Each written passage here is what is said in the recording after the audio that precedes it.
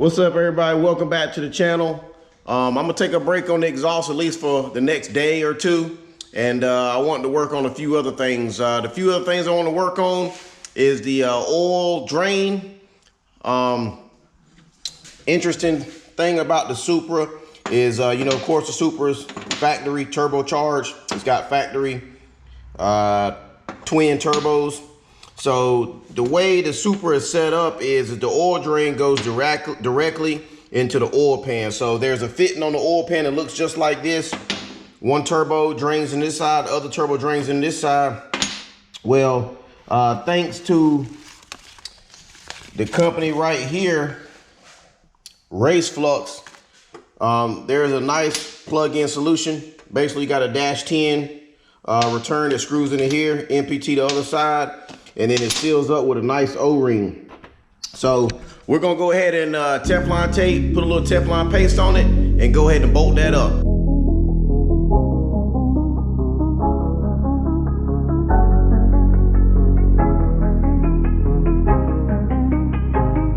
Anything that I use that's MPT threads, meaning that the threads start off small and then they taper off, I always use Teflon tape. And then I take it and top it off with a little dab of this Permatex thread sealant. It's basically, I call it liquid Teflon. That's all you need right there. Just enough to put on your finger. Work it into the threads. That's it.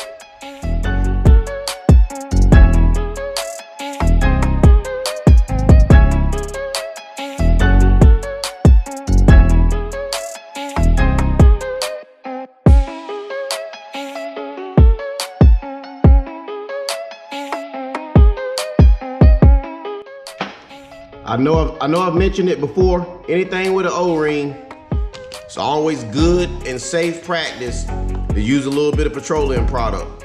The petroleum jelly acts as a lubricant so that when you install it, you don't pinch it, end up having a leak and be like, oh, I don't know why it's leaking. Yeah, it's because you freaking put that joker in dry and you pinched it. Number 2 is petroleum jelly is also good for holding stuff into place so that you don't mistakenly drop this while you install it and once again wondering, why is it leaking? Well, your O-ring fell on the ground. So let's go ahead and install this real quick. Can you see it down there? Right there. It's in there, bolted up to the oil pan.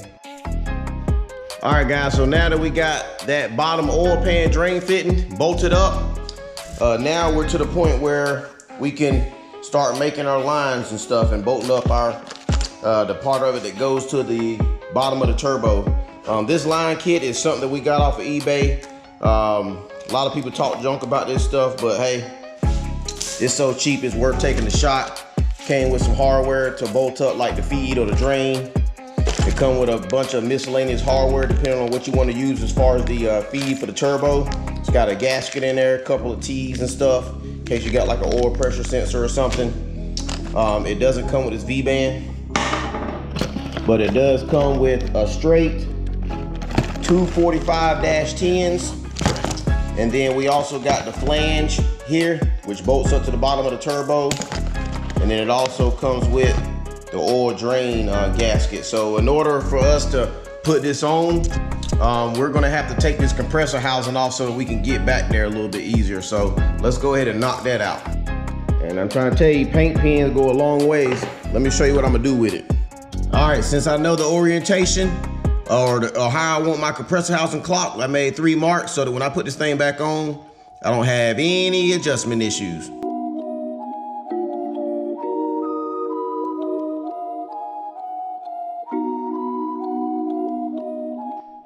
Look at that thin O-ring that's got to sit right there on that lip. What I'll probably end up doing is putting like a dab of Gorilla super glue. Put a couple dabs around here, work my way in, let that thing dry.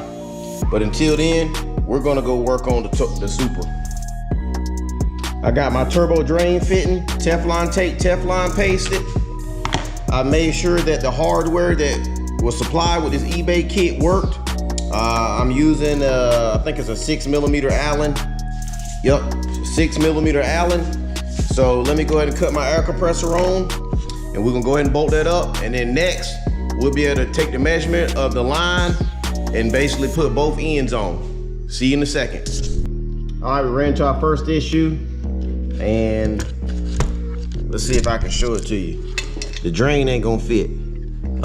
It's basically right over directly on runner number 1. So what I'm gonna end up having to do is I'm gonna end up having to clock this center section just a smidge.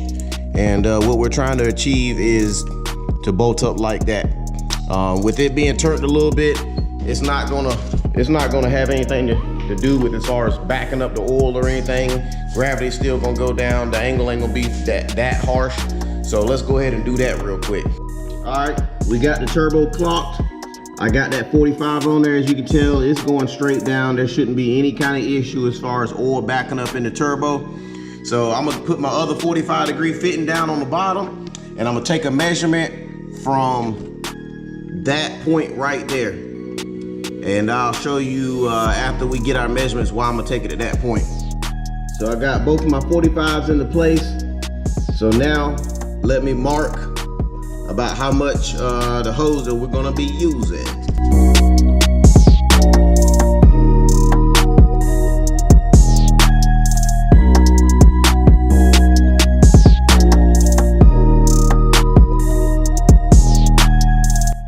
All right, what's inside this box is something that's gonna help to make installing the fittings on the end of this a whole lot easier. And it's actually a tool. It's something that I've been wanting for a long time. And what this is a magnetic end holder fitting Vise magnetic. I don't know the name of it, man. I suck when it comes to like knowing the exact name of stuff, because I don't care. But it's gonna go in there like this. You open the Vise up,